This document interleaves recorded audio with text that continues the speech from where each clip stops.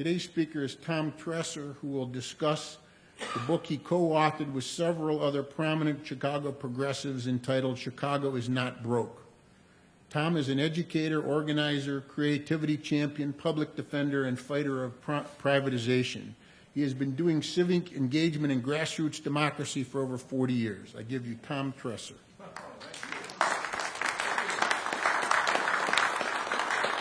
Thank you very much. Yes, I'm humbled to be your sermonizer here this morning. Yes, my name is Tom Tresser, and I call myself a civic educator and public defender.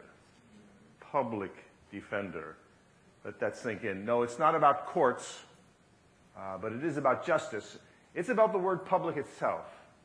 And I'm a big believer in the things that have the word public in front of them. So usually when you're talking about a city and you say public, there's usually another word that comes after it. So when I say public, what do you think comes after that word when it relates to a city? Like infrastructure. What other kinds of services and things do we get with public blank? Library. Libraries, yeah. What else? Courts?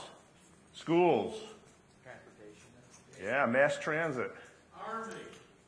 The public, sort of the first responders. Safety. Public welfare. Welfare and health. Arts. And the arts. And many others. Right, so public, public, public, public. And the one that you didn't talk about, but is very meaningful for me, parks. So, to me, that's what makes a city great. That's what makes a place, a country, great. All the public stuff that we list here. And when we say public, it means it's available for everyone at no charge and with no filtering. So you walk into the library and you consume the services. You walk to the park, the beach, you enjoy, you recreate. One thing that you didn't think about is the internet. It's also a public tool, a public space created by the taxpayers, and now it's a giant public space. So the idea of public, I just leave you with this idea that it is hugely important, not just for the economy, but for democracy. And therefore, I fight privatization and attempts by the corporate sector and the private sector to monopolize or monetize these things. Things that we built and maintained for the Commonwealth, which is another great word, Commonwealth. Things that we're all in this together, kind of thinking. So we, the people, maintain these things, and they have a rich heritage for the American democracy, the American economy, and the American, I would say, spirit and heritage. And so we must guard against any incursions to privatize these things for profit. So that's kind of where I'm coming from. I now revealed you all my biases, so you know where I'm coming from, you know, as someone who's coming before you.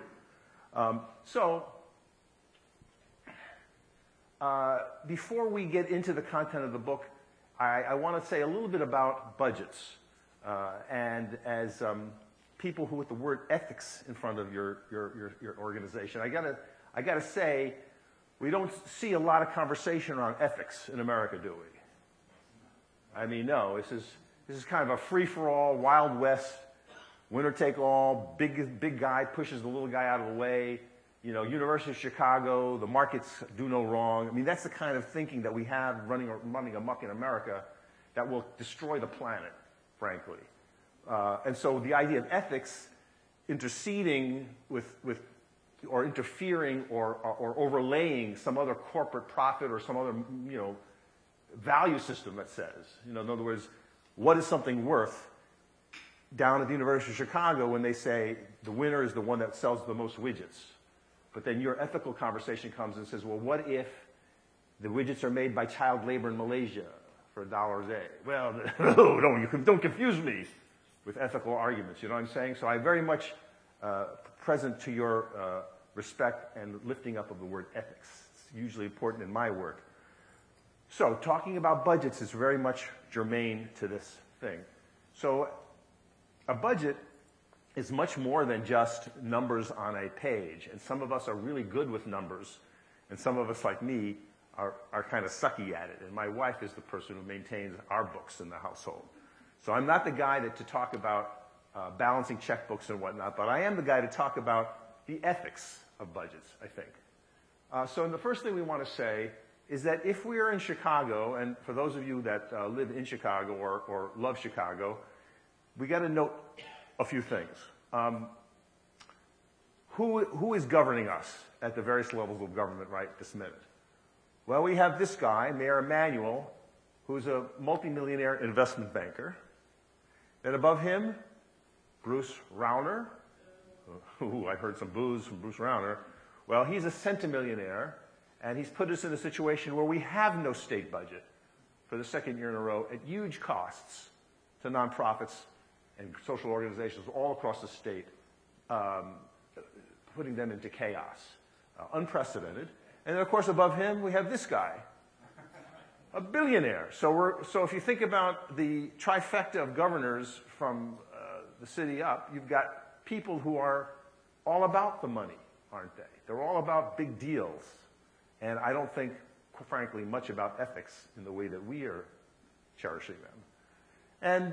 And we see that in the first 100 days of the Trump administration, making noise that Chicago is likely to be punished for being Chicago. So in terms of getting resources to help with ethical issues, social service issues, social justice issues, we're certainly not going to get anything from Mr. Emanuel. That's not where his heart is. We're certainly not getting anything from Mr. Rauner. We don't even have a budget. So it's a fight every day in Springfield for the dime, for the hospitals, and for the colleges. And so it's chaos, as I said.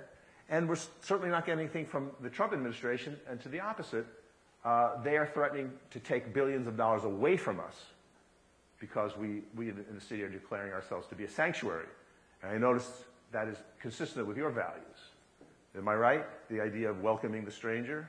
I think that's what I saw. Well, Chicago is trying to be the same thing, but the Trump administration is saying we could take as much as $8 billion from you on an annual basis if you're going to keep that posture. So the bad news is, in terms of Chicago's and budgets and money to solve problems, we're kind of on our own. It's kind of lonely on the side of the road there. Anybody coming to help us, pick us up, fix my flat tire? I don't think so. But the good news is Chicago has a lot of stuff, and that's pretty much what I want to talk to you about. So you've got to work with what you've got right now in Chicago in 2017 going forward to solve the problems that we are faced with. Okay, so a budget. When we're talking about a place like the city of Chicago, you can think about your own family as you make plans for the next year. You're thinking, or the next 5 years, you're thinking, well, I got a kid, she's going to go to college, so we got to put some money aside. Or we're going to fix up the kitchen, or we're going to make plans, so we have to save for that. Or, you know what, I want to go to Tahiti.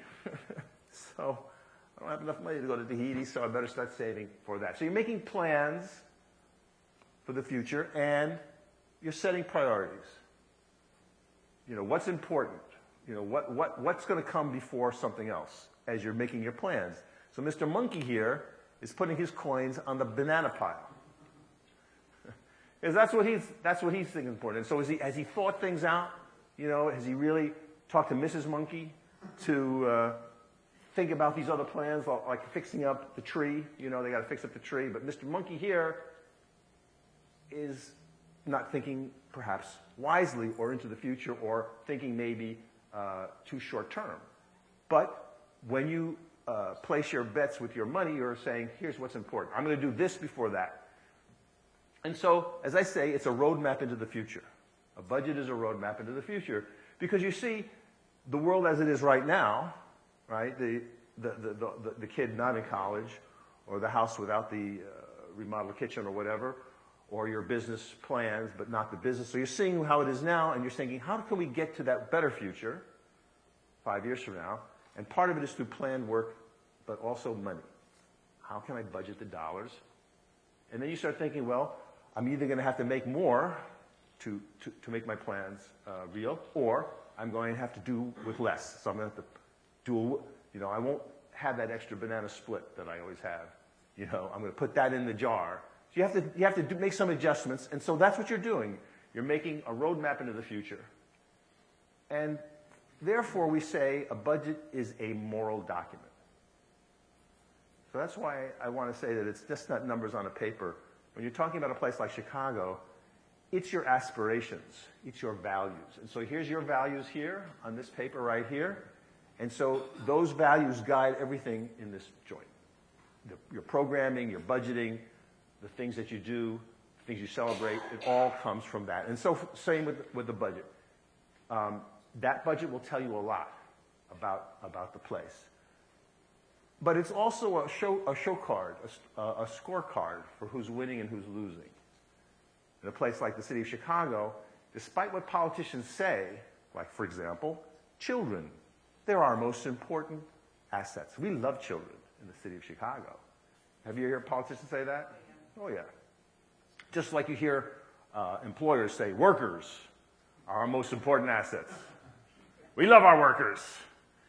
Well, these are platitudes and sayings that are very common. But, if you ever saw the movie All the President's Men, remember that? Remember the reporter meets the shadowy person in the parking lot who's the informer, the guy named Deep Throat? The Deep Throat guy seems to know a lot, and the reporter's like desperate, and so the guy's in the shadows. He's played by Hal Holbrook, right? He's in the shadows. He goes, follow the money. What do you mean? What do you mean? Follow the money. I'll get your answers. And then he disappears into the shadows. So, regardless of what a politician says is important, what is important is where they spend money. And who is not important is where they don't get the money. So you follow the money and you'll know really what's important to your city, where they put their money. And so in a place like Chicago, when you read a budget, you'll see who's up and who's down, who's in and who's out, who's getting profit from the budget, because people make lots of profit from municipal budgets. And I can say that after being all over the city in over 125 meetings in the last 6 years, most of the city is not winning. Most of the city of Chicago is not on the plus side. And so, as I say, a budget is a moral document. But unlike families, cities can create money through taxes and fees and other mechanisms. So unlike your personal family or your block club or something, the city has some mechanisms that are part of what it means to be a municipal agency, and they can create money, which is very important in our conversation. So, talking about bad choices. I put it to you that the city of Chicago has made some bad choices with respect to budgets. Can anyone tell me some bad decisions that have been made around money in the city of Chicago in the last, 5-8 years? Parking meters. Oh, that's the first one. People are like, I got to say that one. All right, parking meters. Parking meters. And by that we mean that Mayor Daley sold our parking meters to Morgan Stanley for 75 years. He went to the Payday loan store. You never been to the Payday loan store? I hope you haven't. But that's where you get a short loan, and it's like exorbitant, crazy through the roof interest. So here's $100, but you owe me $500. I mean, it's like that level. Well, that's what we did. Mayor Daley went to the Payday loan store and got $1 billion cash from Morgan Stanley, which they got on the bond market. I mean, they just went to the capital market, which we could have done. So we got $1 billion, which we spent in about 15 minutes, and Morgan Stanley will enjoy a 10-to-1 profit. So they will earn $10 billion in profit over the life of the deal. And so what happened in short order? The number of meters exploded, the rates quintupled, and the meter time went till midnight. And meters were placed where there were never meters. So 4 hits. And we find that Morgan Stanley is at the policy table in major decisions in the city of Chicago about everything having to do with density, to trying to reduce smog, anything that would negatively impact Morgan Stanley's revenue, we got to pay, including closing a street for a festival where there's meters, or even street repairs.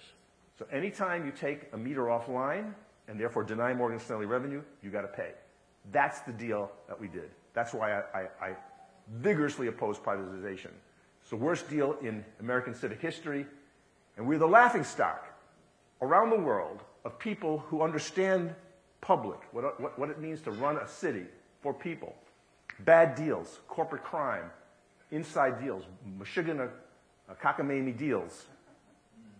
All they have to do when people are talking in rooms like this around the world is they just show a picture of the meter, and people go, oh, stupid people in Chicago. Yeah, we can spend the whole morning on this one. But I heard someone else say the pension funds. So the pensioners are being messed up with. What other decisions that were made in the city of Chicago? Oh, the Olympic bid. Oh, my God. Yes, I spent a whole year of my life fighting that. Selling the Skyway. Another one. Millennium Park. Selling Skyway. Big money for Millennium Park. And we closed, didn't the mayor close something? What did he close? Yes, but more recently, what did Mayor Emanuel close?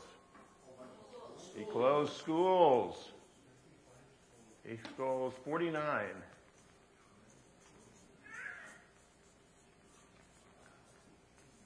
And on and on. This, I mean, we just get started. But How about the TIF money? TIF money, yes, that's in my book. TIF money is. So TIF money is tax increment financing. It's property taxes. It's a giant slush fund that currently has $1.4 billion in it. So this is property taxes collected from TIFs around the city. About a third of the cities in the TIF district, 148 TIF districts. So these things are it's like a giant vacuum cleaner, all year in, year out, sucking property taxes off the top and putting them into a black box controlled by the mayor, of which right now there's about $1.4 billion sitting in there. So money is in, money out, but at the end of the year, you've got about $1.5 billion of property taxes sitting in those funds, which they refuse to reveal where they are. So these are bad decisions that I would say, and there's one more that just happened literally a few weeks ago. The mayor went back to the same Payday loan store for $1 billion in ready cash, and unbelievingly, they're going to pay that $1 billion back and $1 billion of fees. 100% interest. 100% interest. So where's that $1 billion going? That's $1 billion that's not going to be available for any of this. Oh, no, I'm sorry. These guys are not going to get that $1 billion. Where's it going to go? It's going to go back to Wall Street. Didn't we just bail them out not too long ago? Wasn't that long ago, right? It was $14 trillion. We bailed out Wall Street. Well, apparently they haven't had enough of our money.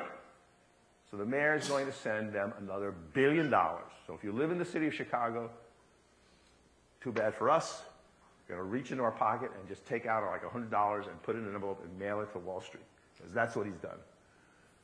Oh, but meanwhile, this is a real picture of a Chicago street.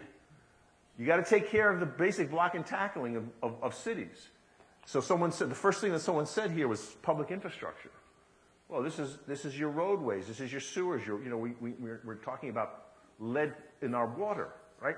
If we don't take care of this, we're going to poison ourselves, as we poison the people of Flint, Michigan. That's their government going down the privatization route by a Republican governor, and the people in Flint are being poisoned by their own government because they privatized and tried to save money and said, screw those black people in Flint. We don't care about them. And now the lawsuits and the civil suits will go on for, who knows, a generation, as people are sorting through the ills of what happened to them in Flint, and they're pointing fingers, and people are going to go to prison and who knows what. But when a city forgets its infrastructure, you get Detroit and you get Flint. Well, we don't want that for Chicago, do we? Well, but the other thing that we say is a negative consequence of bad decisions is opportunity cost. So if we're putting money, you know, in the wrong way through all these and many, many others, we could have like many pages on this chart right here, then we're not paying attention to something else. And I would say this is a very ethical dilemma. I put it to you, it couldn't be more ethical. And we have this. As a consequence of the global financial meltdown caused by our own finance companies, we have an unprecedented number of homeowners underwater because they got steered to crappy deals with huge ballooning, and people were lied to, and there was massive fraud. Countrywide Financial, the guy they want to send him to prison, you know, but he's avoided that. But we have this massive churning and fraud that hurts our poorest people, and usually peoples of color, the worst. And so people have lost their homes hugely in the south side of Chicago. You go through Englewood and you go through other communities, and you'll see vacant lots, boarded up homes. It's a crime against humanity is what it is. And while that was happening, right here in Chicago, did we turn our attention to it? Did the mayor and all his financial gurus try to figure out how to help our own neighbors in their time of distress? No, we'd rather bail out another bank and send $1 billion to Wall Street for no good reason. So I would say that's a pretty big ethical conundrum. Would you agree? Yeah. You know, so it's your values being present or not present in the running of our city. I mean, I can't give you a more powerful example than this picture right here. And God forbid anybody in this room has a house that's underwater or has friends or elderly ones who are struggling because they signed a paper thinking that it was going to help somebody, and then they were really lied to, and that's what happened over and over again. And so we go the other way. To raise the money necessary to run a city like Chicago, we do the wrong things. We put the taxes and the fees on the poorest people. It's very regressive. And in the case of the 2016 and 2017 budget, we're talking, you know, another $1,700 a year per person, huge rises in the property taxes, and regressive fees for your sewers and your trash and your now there's a soda pop tax, right? A plastic bag tax. Oh my goodness. And don't forget the red light cameras, which, anybody been snagged by a red light camera? Yes. Sucker. Well, it's just another, I call them scammers. They're scammers. But again, they tend to be more present in communities of color, you know, and grabbing people that really can't afford not to, like you can't wrangle out of it, you can't not pay, you may need your car to get to work. I mean, they got you by the short hairs in many situations. So that's the wrong way to go. And you can see that the budget for this year was passed 48-0. To 0. Not one dissenting vote. And by the way, the Mayor Emanuel, had no public conversations about the budget, the 2017 budget. None. Why? Because just like the Republican congressmen who are being chased out of their own town meetings, he was afraid to meet the public. So the budget hearings are normally, say, in the September-ish, October-ish time period, and that's when usually there's some public forums, usually in the city colleges. Hundreds and hundreds of people come. Now, it's a kind of a dog and pony show, I grant you, but traditionally that's where the mayor and his senior people go to face the public. They do a kind of a 10-minute PowerPoint about how great they are. But then it's an open mic. You come to the mic and you get 2 minutes and you say your piece and the mayor's right there. And I mean, that's what passes for democracy in this town. But we didn't get that.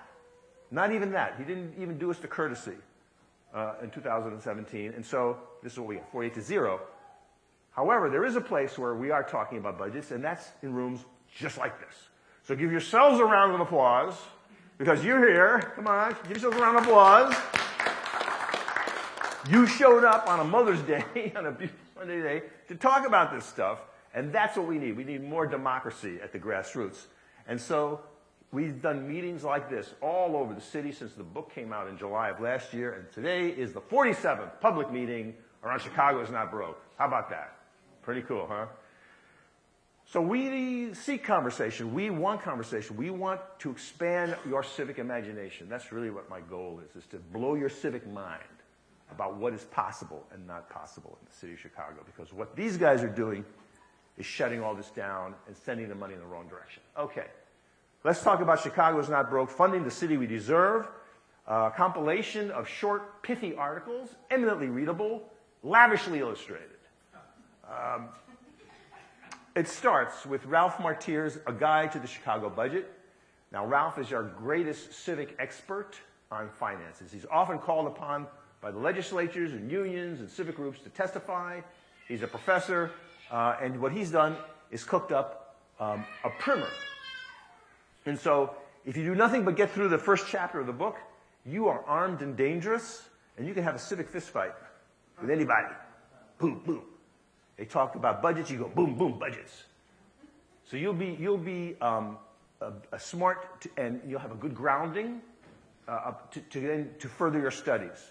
And then you'll be able to digest other articles and things that you read, and you can go back to that article and go, Dr. Ralph said this, and that's the start of a good critical thinking intelligence around this topic. So thank you for Dr. Ralph for that. But then we have three big buckets. So this is how I encourage us to think about this very complicated subject of the budget of the city of Chicago, which is on the order of $18 billion a year. So it's quite a big number, but it's very helpful if we think in sort of shorthand terms. So this is how I do it. The first bucket of money is money they're stealing from us. Yeah, this is money that we shouldn't have to have spent in order to continue to spend. And you can think of this as good government 101, right? This is the stuff that you'd see in any civics class, and any government's class, at any like college freshman level, like, don't do these. Bad idea. We have three small chapters here. The first is The Cost of Corruption in Chicago, written by Professor Dick Simpson, who was an alderman in the 70s. But he and his research colleague, Tom Gradell, have been on the corruption beat for 30 years. I feel it's like they got to be hosed off, because it's such an icky subject, but they go deep into it, man. They're like down in the sewers every day. And they write about the cost of corruption, and you often hear about stories, sort of idiosyncratic. You read the Sun-Times or something, and then some other alderman has been arrested, and then some other judge has been arrested, and you just kind of file it away. Maybe it's not very remarkable. 32 aldermen have been indicted and will go to prison, have gone to prison in Chicago since the early 70s. 32 aldermen, plus 2 governors in a row. I imagine them playing chess together in the pokey. Ryan, and it's your move, Governor Blagojevich. Your Governor Ryan. Let's take a smoke break in the prison yard. City clerk, Lasky, prison. Judges from Operation Silver Shovel, prison. Greylord, thank you. Yes, and on and on and on. So I said to ask Dick, well, can you put a number on it? I mean, you've written about it, you think about it critically, and he said yes, and so he did, and that number's in the book. Then we go to Jackson Potter. Now, Jackson is a former school teacher who turned union organizer, and now he is a staff coordinator for the Chicago Teachers Union. So he is now a staff member of the union, but his background is a teacher in public schools and as an organizer, and he's written about the cost of toxic deals. Toxic deals. Now, you already talked about one big one, which is the meters. Now, we only address that obliquely because Jackson drills in on something called toxic swaps. So toxic swaps are these kind of strange gambling that we do with Wall Street, betting that the market will go one way when we get some debt, and then if the market goes the way we think it is, we sort of pay less for this debt. But if the market goes the wrong way, we're stuck. And what the city has done is they've hired these financial gurus who in private practice are like geniuses. They seem to mint money. Like they just reach into a box and take out like $100,000. And we have no idea how they make this money because they move money around, they're manipulators, they do very complicated deals, and it's like they're usually written up in the Wall Street Journal and on the cover of Time, financial geniuses. And then they come into Chicago and government, they lose their minds. They lose their minds. They get us into these deals that would have gotten them fired in 5 minutes if they had proposed it for their firms. And David Vitale is one such genius, immensely rich man, and he ran the Chicago Public Schools twice. And under his term, we got into these financial toxic deals that have cost us billions. And the question that Jackson Potter asked, can't we get out of these deals? Therefore saving money, or don't get into the bad deals in the first place. Okay. Then we have the cost of police abuse. Jamie Calvin is the reporter who broke the Laquan McDonald story. So it's his story in Salon magazine called 16 Shots that broke that story wide open and led to the release, the litigation and the release of the video, which is still reverberating through the city of Chicago. And now that we have a right-wing attorney general, we're not sure if the federal prosecutors are going to move on the evidence that they've amassed. But the gut feeling in the communities and the activists, the people who know policing and who know this issue say there's no way that the mayor didn't know. There's no way that someone with the control instincts of a Mayor Emanuel and his people around him who managed everything didn't know, like within a half an hour of what happened to that young man, but they sat on that video, and that caused the mayor to be reelected. So if that video had been out before the election, we would have Chuy Garcia as the mayor of Chicago today. So that puts the entire Rahm administration under a cloud. Again, ethics, right? I mean, that's one of the major conundrums of civic government right now in the city of Chicago. Is the current mayor governing legitimately? Well, Jamie addresses this, and he tells us what the costs, the financial costs, are, because you can't put a cost on, obviously, human life or the life or what happens to a family that suffers through such a trauma. But you can put a cost on the settlements, and we do, and we add it up, and we tell you. So that's the first bucket. The second bucket is money that's hidden from us. So this is money we know they're collecting. I mean, we feel it leaving our pockets. We just can't find it. There's our money. It's out there somewhere. So this is my chapter. It's a chapter on TIFs. So the gentleman in the back talked about tax increment financing. That's my mania. That's my mishigas. That's my obsession. And as I said, it is a lot of money. A lot of money. The chapter explains what TIFs are. They explain how they work, and they really give you the numbers. And as I say, it's a giant slush fund controlled by the mayor of the city of Chicago and other mayors like him around the country. It's because it's a national issue. It's not a Chicago issue. And so I explain how we might get that money back. Put that on the table. You know, remember, everything that we're talking about that's being lost, wasted, stolen, is not going here. These are the guys. You identified them. These are the players that are hurt by all these things that we're speaking of. Okay, that's the second bucket. Third bucket. That's me. Money we're not collecting, but we should be. And I think this is a very helpful way to talk about financial civics at the city level.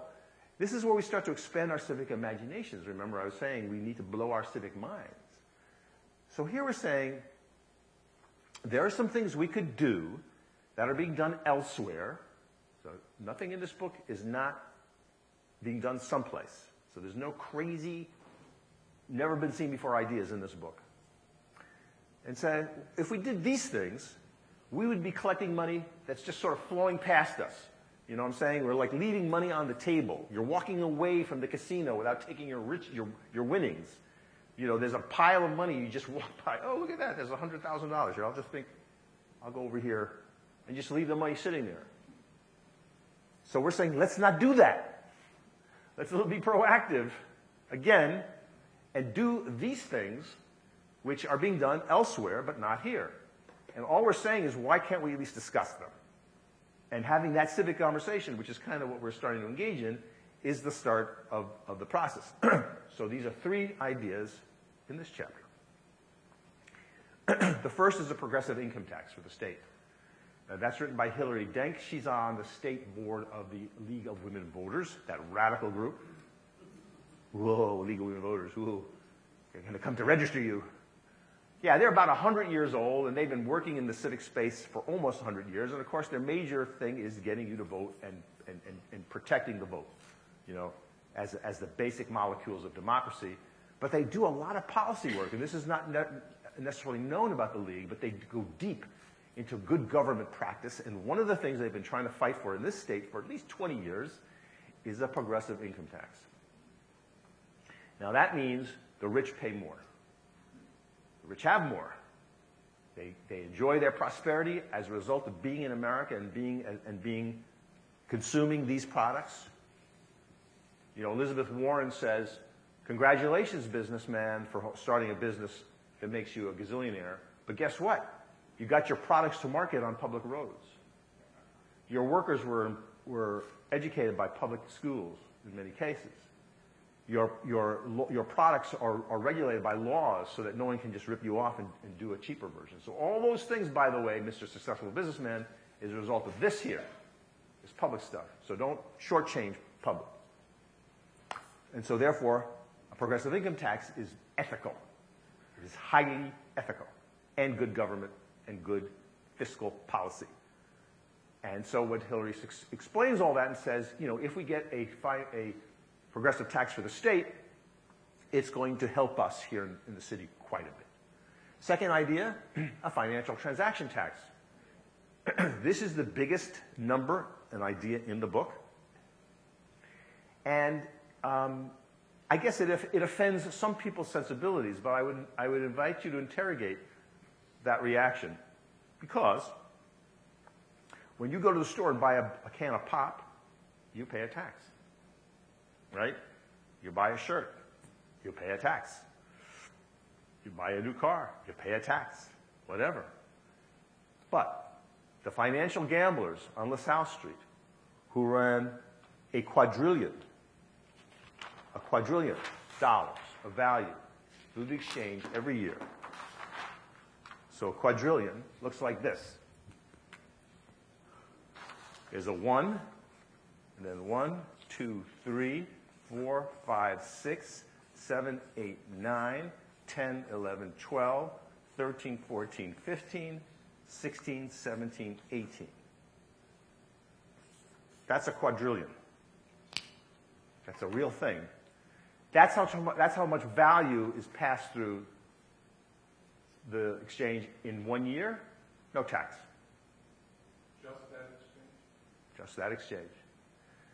So what the authors of this section, Professors Bain and Barkley, suggest that if you take just some set of those exchanges, not even 100% of those exchanges, just the exchanges that we have a monopoly position on, that is to say that they cannot be traded anywhere else in America.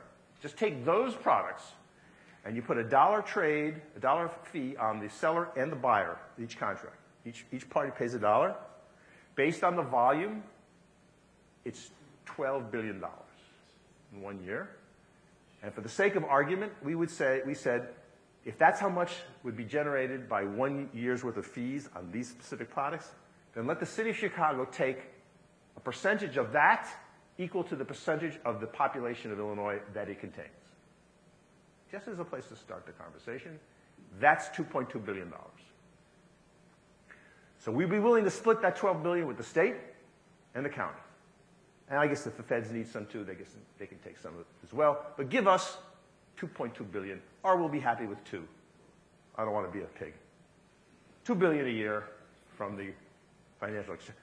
That alone, if Mayor Emanuel had put his investment banking chops and all his contacts and his Rolodex and the fact that Ken Griffith is his go-to guy and who's one of the wealthiest men in America, and J.B. Pritzker and all these other billionaires, if Rahm Emanuel had used his famous aggressive ways and put all those guys in a room and knocked their heads together and said, I need a financial transaction tax to run this city for everybody. You guys are going to make it happen for me. Savvy? You know? Can you imagine that meeting? If he'd done that in his first year, so now we're 5 years, 6 years. So we'd be 6 years into his, so say it took a year to get started, we'd have 5 years times 2, we'd have $10 billion more money than we have now. Had he done that.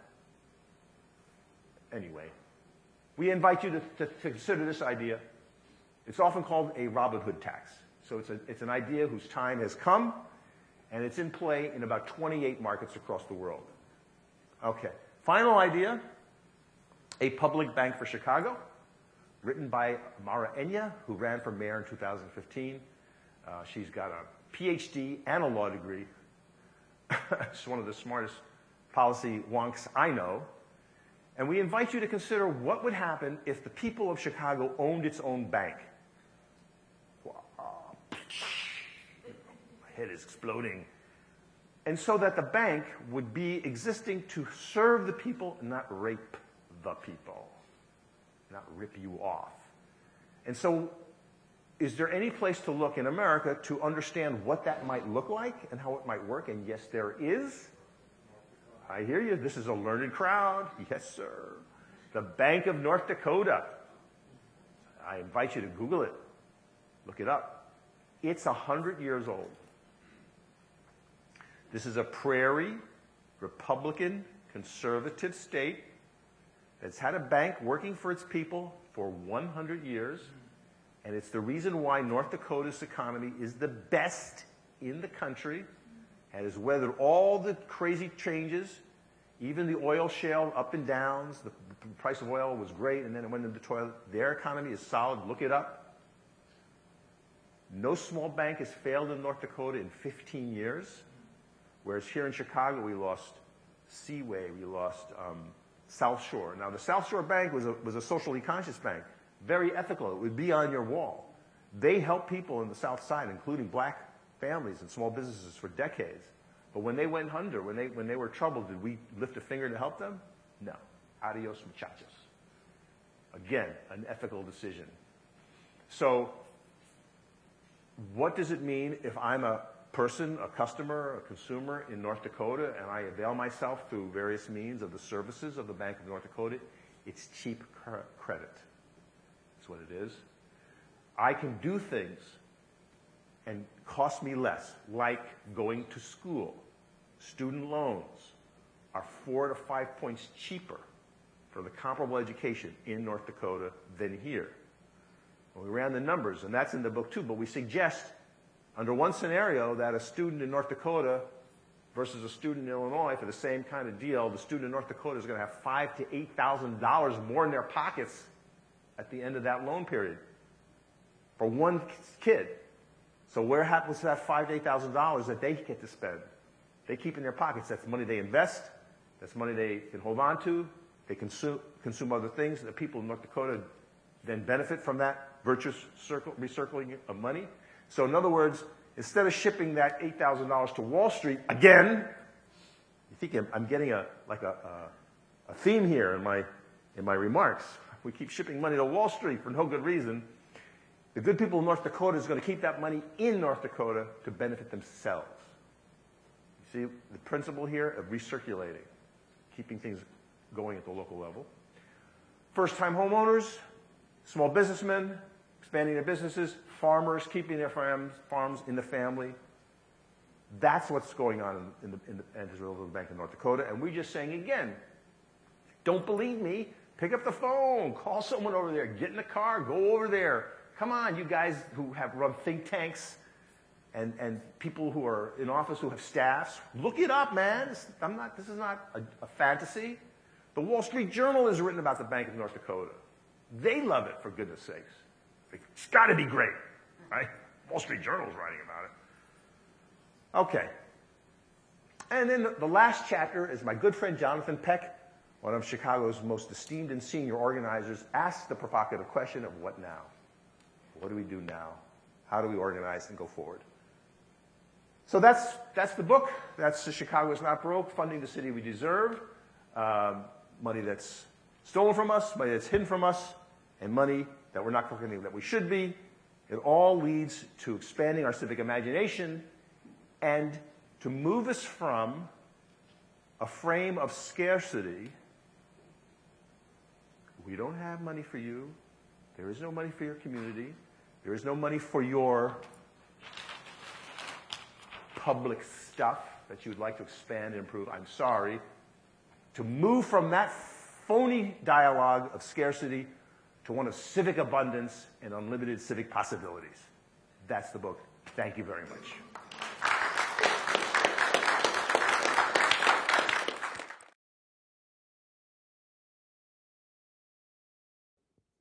Thank you, Tom. It was just wonderful. Just a great presentation. I'm interested in reading the book. Good. I wanted to know, a number of people have been talking about a public bank for a long time in different parts of the country. They say California has been talking about it for a long time. what kind of pressures are they getting to stop it that we don't have this experiment in many places? Well, interestingly, 15 cities that we know of right now that have some kind of campaign. Like, for example, there's a governor's race in New Jersey. There's a mayor's race in San Francisco. There's like 15 campaigns in which public banking is prominently, being debated amongst the opponents of the people vying for that office. So in those places, it's sort of a new day. I mean, and so it's a lot of public education going on. But the typical opposition would come from your banking industry, of course. They're going to say it's communistic. We're kind of in a strange bind. On the one hand, I slam corruption.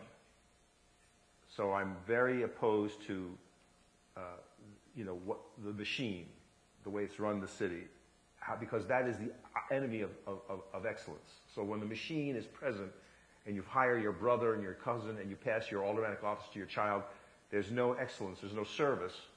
And do you want that kind of operation to run a bank? Because then you think, oh my God, it'd be like the mafia owning the bank. So I find myself in a bit of a conundrum. So I need to be clear that I am for government, I just don't like our governors. So therefore I say we must replace our present governors with people who have charged with ethics. Get some leaders like who can swear by this paper here, right? Like you guys. Members of Ethical Humanist Society, you should be training people to run for office, for goodness sakes. Yes, that's the government we have. So you know what Gandhi said, be the leader, be the change you want to see in the world. Didn't he say that? So you're not exempt from running from office, even though it sounds icky.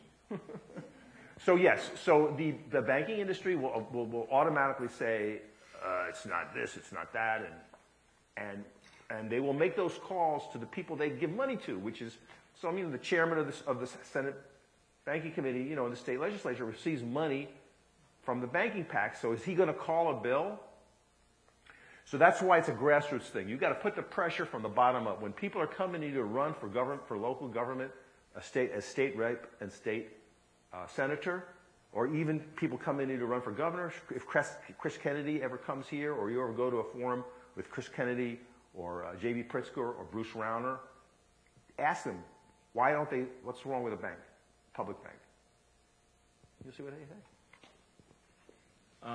When you Google unfunded pensions for Chicago, the first link that comes up says it's $30 billion. So it's 5 to 10 times as big as the list we made. I just don't see how you can have a book about Chicago without confronting, it's not the elephant, it's the entire room. So what do you want to do about that? Until you fix that, all the other stuff is rounding error. Well, I don't know. So I guess I'm disputing a bit of the framing there. Because the government that put us in this conundrum is the government that's giving us the limited solution set right now. So having a forensic audit on the city, which is something that we recommend in the book, would actually probe a little deeper into who's running what. And I question even the pension boards. I question the people who are on the commission. So I'm not ready to concede anything yet until I get a forensic independent audit run by a Mormon, a Confucius monk, and a retired judge. People who are above reproach, who are unimpeachable, but who have subpoena powers. And I say to them, to this very august panel, look at every line item and every employee. Because some people who are receiving pensions are criminals, and they shouldn't have received those pensions because they were double and triple dippers. So, are we in a mess? Yes. But I want a forensic audit while I want these budget solutions. And I think what Ralph Martiri would say, because he's talked about this many times at the state level, if we refinanced, if we had a progressive income tax, we would get at that number pretty fast. But every year that goes by that we don't, we go deeper into the hole. Yeah, can you talk about the support in the legislature for the LaSalle Street tax that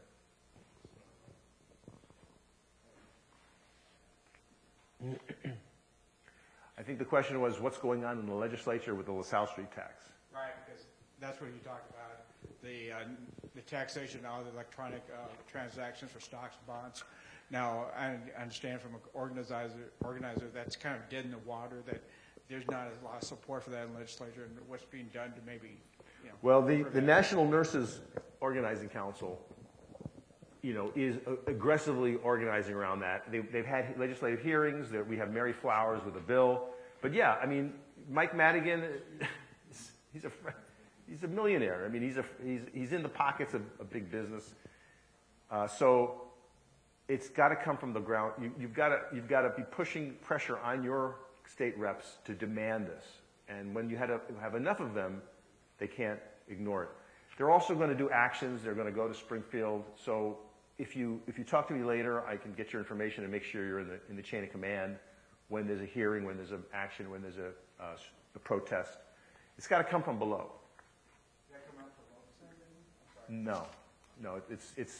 No. We need much more pressure on Madigan and Cullerton to get serious with hearings, and for them as leaders of the state legislature to take this seriously and to push past the lobbyists who are going to say this is a horrible idea. Mike, kill it. What's the obstacle to that? Well, they're getting money from the bankers. So the bankers will call their editor. The bankers have staffs. The bankers have lobbyists who then work the editorial. They'll call the editor of the Rockford Sun, and just say this is the worst idea, and then the editor of the Rockford Sun will never hear about the Bank of North Dakota. So since the legislature is not doing their job, and the Rockford Sun is not going to look this up, since they're not covering the book, they're not reviewing the book, so the Rockford Sun or the Sun-Times or Tribune will never know about this book. It's on us, like it is on a lot of good things, to work from below.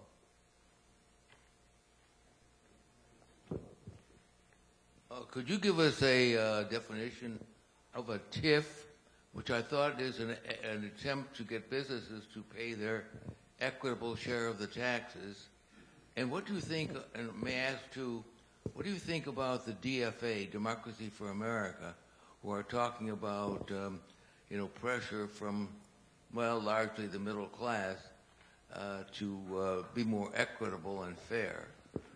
So tax increment financing is a tool that is run by your city. So it's always inside the city. So a TIF district is controlled by your mayor. So the TIFs of Chicago don't bleed over to Evanston, and the TIFs of Evanston don't go into Wilmette, et cetera. So there's always specifically to a city. And they're usually created to spur economic development, which means building something that will spur or create property taxes and jobs in a place that's blighted. So that's the word that they use, blighted, but it is a very loaded term. It's a racially charged term. It's an ethical term, because in Chicago you have to ask who blighted who. So we have a history in Chicago of redlining and disinvesting in communities, which causes blight. But nevertheless, the law says if you can prove that your community is blighted and you want to build something, a TIF can actually give you money.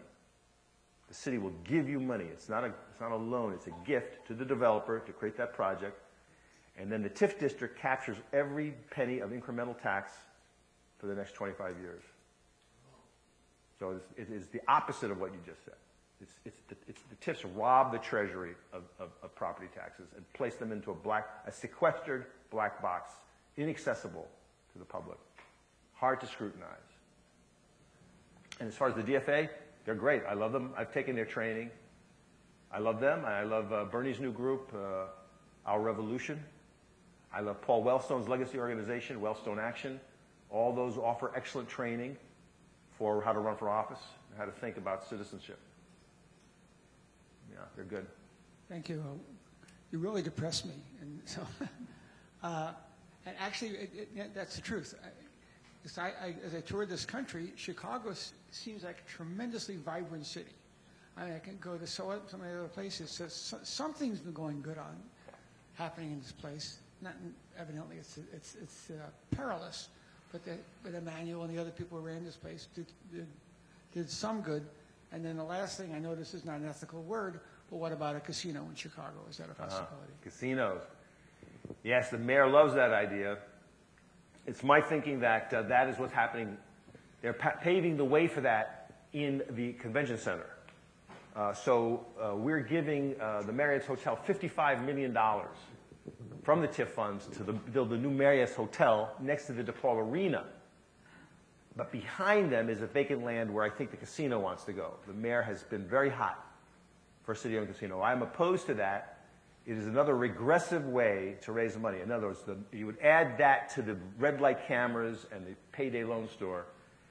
Just go to Atlantic City and ask them how the casinos have worked for the people of Atlantic City as a panacea. Casinos have closed there. Businesses closed. It's horrible. Organized crime goes crazy. They love it. The construction unions love it because it's a blank check for building that kind of stuff.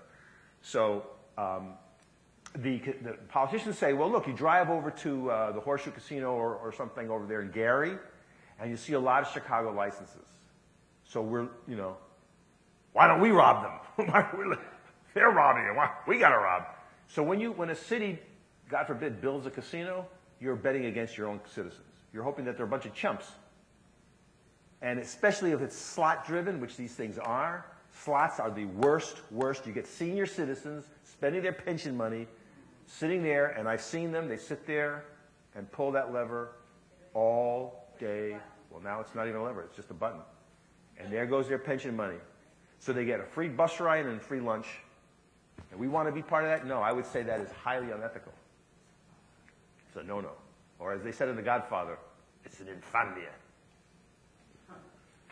Thank you for your comments. I'm sure the book is very helpful to understanding what's going on. There's an underlying suggestion that you keep repeating that this is an ethical problem, that people are acting unethically, and if we were just ethical, this would be solved. While I see that there's plenty of corruption, there are certainly people who are clearly unethical. I don't really believe that this is simply an issue of morality or ethics. I think a lot of people are acting as they see as best at the moment, considering the pressures they're under, and have simply been led astray for some other systemic reasons, a structure that we have in place. And I mean, if we're simply saying we have an ethics crisis here, that people are not being ethical, then you're calling for a cultural shift, and running for office is probably useless because the whole governmental system is probably part of that, and you really should be, I guess, a reverend or maybe doing what you're doing. Well, I am preaching. So that you raise a pretty good question, but I say politics is ethics. I mean, you bring your values into public life as a public person, whether you're the mayor or a councilman, and you govern according to your ethics. So do you believe in more public? Do you believe that a city should have great public schools? I mean, that's a belief. I mean, I can show you numbers to say public schools spur democracy, public schools built the middle class, public schools build character, public schools mix races, and there's all that documentation about the benefits of public schools. But in the end, if you don't believe it and you run on that, and you were for charter schools or public or private schools or blowing up schools or whatever it is that you want to believe, and you get elected, then you'll bring your beliefs into public life and pass laws accordingly. So, yeah, no, it starts with your beliefs and your values, and you tell that story to your voters to say, this is what I stand for, and I'm going to govern accordingly. I'd say I believe in government. So, no, I'm not saying that everybody should run from. I'm saying the opposite. I'm saying people with passion and these kinds of beliefs, it's on a sign in your garden right out there. I mean, that's what I'm saying. That's public policy. That's not words that goes on a sampler over your fireplace. Those are guiding principles to write laws by, that you hire judges by, that you appoint commissioners by. That document that's in your garden, that's a governing document. That's not just feel good, like kumbaya and let's have spaghetti together. So no, brother, I part ways with you by saying, yes, there's a lot of dysfunction in government, no doubt. But if we give up on it, then we get Trump forever. If we give up on government, we get Trump. And we hadn't just begun to see what he's going to do to us. We've seen what Rauner is doing to us. So like I say, I'm a strange critter. On the one hand, I'm pounding government. I'm saying they've done corrupt deals. There's some bad actors. get them out.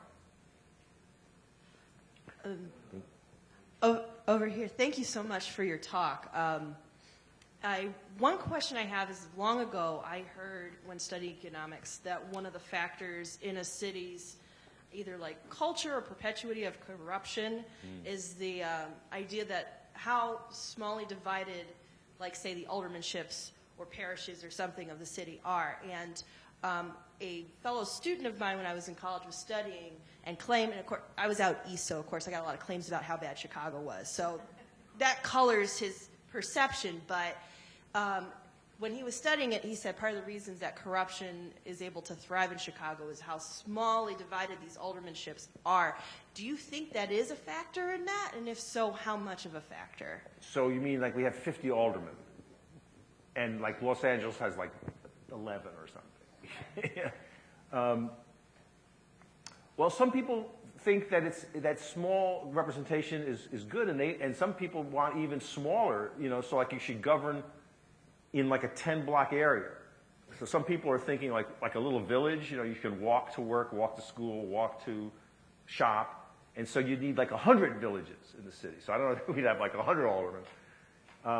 The culture of corruption goes deep into Illinois. I mean, the vote rigging started when the city was incorporated in 1832. So Simpson and his colleagues have written a book on corruption in Illinois that is unbelievable. So you have the machine, well, you have structurally, you had two people in power, father and son, for 50 years. So this is very unusual, in America, where you have the Daleys run the show with such an iron fist. So at the height of his power, Mayor Daley I had 40,000 jobs that he controlled between the county and the city, because he was also the chair of the Democratic Party. And that is a structural thing that he did, he engineered that as a shrewd politician. So we have to undo that. So right now, Joe Barrios has that position. He is one of the most corrupt officers in local government. He is your assessor. So if you voted for Joe Barrios, it's on you. You put him in there. He has 12 of his family members in local government, 12, and he's happy as a clam about it. He said, go do me something. I'm a constitutionally elected officer. You can't, he was saying this to another one of the sheriff, and he was saying this to the Cook County prosecutor. I got elected, you can't touch me. I don't have to sign your documents. So in that case, the only way to make a statement is to fire him. But then we need someone to run against him, and you know what I'm saying? So it's a little, unfortunately, chicken and eggy. We got to find someone who's good with numbers, who would put his name on your paper as a certified accountant, good man with numbers, good person with numbers, and say, I'm going to challenge Joe Barrios, and I will be the most ethical keeper of your numbers, and not give proper breaks to the so what Joe has done over the years is people have come to him, property owners hire lawyers to come before Joe and say, my hotel is not worth $1 million, it's only worth $500,000, and so I get $25,000 break on my property taxes. Oh, Joe Barrios says, you're right, you're overtaxed.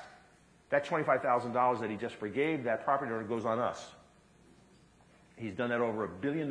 So Joe, in his career, has shifted $1 billion plus from wealthy property owners, like the guys that own the Lincolnshire Hotel and whatnot, onto us.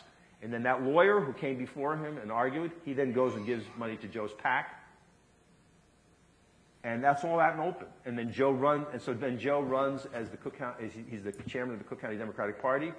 So if you have elected someone who is a Democratic committeeman, so if you live anywhere in Cook County and you're a Democrat, you had an opportunity to vote for your committeeman or woman. And it's that person who then elects Joe. So you got, I mean, that's what I'm saying. It's a little knowledge here. But you have to say to your committeeman, will you support Joe Barrios when he runs again for Cook County chairman? Or is there an insurgency inside the Democratic Party? Cultural corruption goes deep, but they feel somewhat invincible. I mean, they're tight, and it's a self. The only guy who's great and doesn't play that is David Orr, Cook County Clerk David Orr. He's not part of that. He does his job year in year, and he turns money. He used to turn money back to the Treasury. He embarrassed the hell out of the machine because he ran his Cook County Clerk's office so well In the first few years of his administration, he turned money back to the government. But he's done all, he was the first to issue licenses to same-sex marriages. He's got a great voter registration campaign. He has outreach. You look at his site, there's maps. I mean, he's done way beyond what the normal duties of a clerk are. So he was a former alderman and a history professor in the Loyola area. So there's a guy who would have been in this room.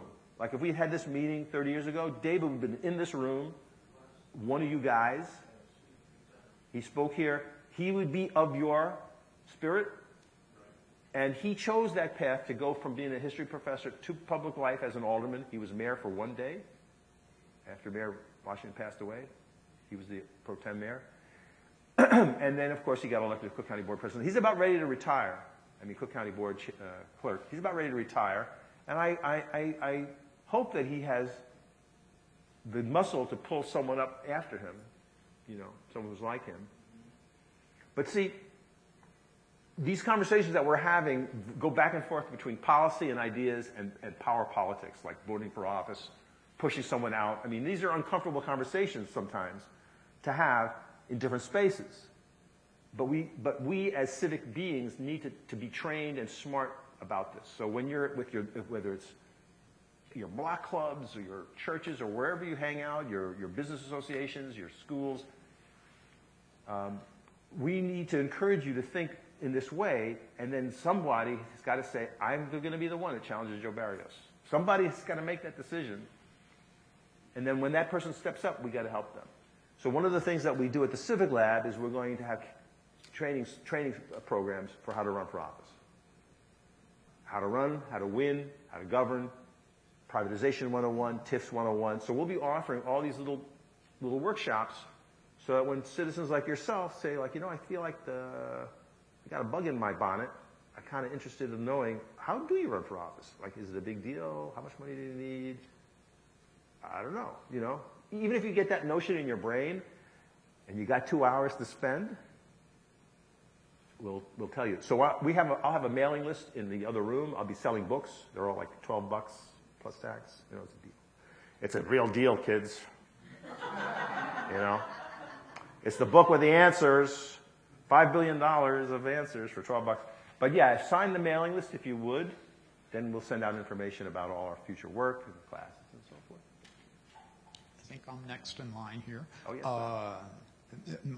Thank you for your lecture. Fabulous knowledge, as you say, combining knowledge of government workings and finance.